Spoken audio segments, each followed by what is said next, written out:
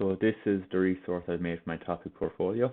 I've gone with the involute method of finding the tooth gears, or the gear tooths. So the reason I went for this is because I believe this is one of the bits of the topic that students might find difficult inside in school. So I made it on SolidWorks just because thought I'd be able to work it a bit easier. So I made each part of the resource a different sketch, just so I'd be able to have it in a different color to make it a bit clearer. Then over on the left hand side here as well, I have each sketch renamed to whatever part of the resource it is.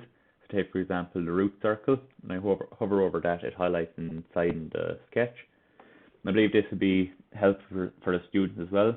Say if I was to distribute this among them in the class, to be able to play around with it and highlight over the different sketches and see what it involves and be able to get a better understanding of it.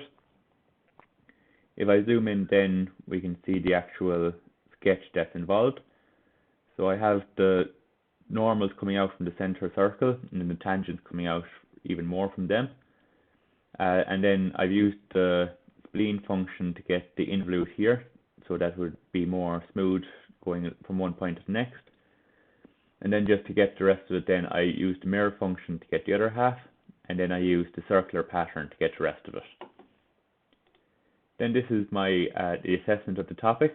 So I found it a small bit difficult because there actually hasn't been any questions in the Leaving Cert on gears for more than 10 years. So I found it difficult to see what would actually need to be involved. So I tried to include as much in the question that's in the topic as possible. So the question is, given the below information, complete the table, use this information to complete the given gear, label the parts, and use the involute method to create a tooth profile. So the information that would be given to the students is in this table here.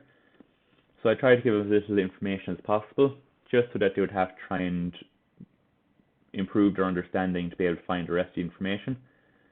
So the information I would give them is the module, the number of teeth, the pressure angle, and the pitch circle diameter.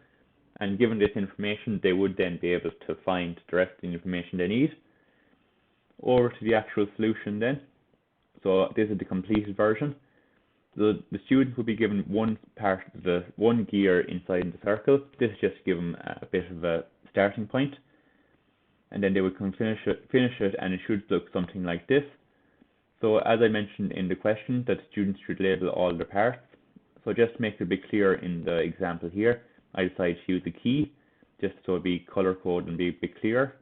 So take for example, the base circle is in blue, and that's what we have here. And then for example, the addendum is in green, and that's what we have up here. So then for the final part of the question, students have to use the involute method to create the tooth profile. So the reason I went for the involute method is because that's what I would have covered with the students the entire way throughout the topic, and that's what I use for the resource as well.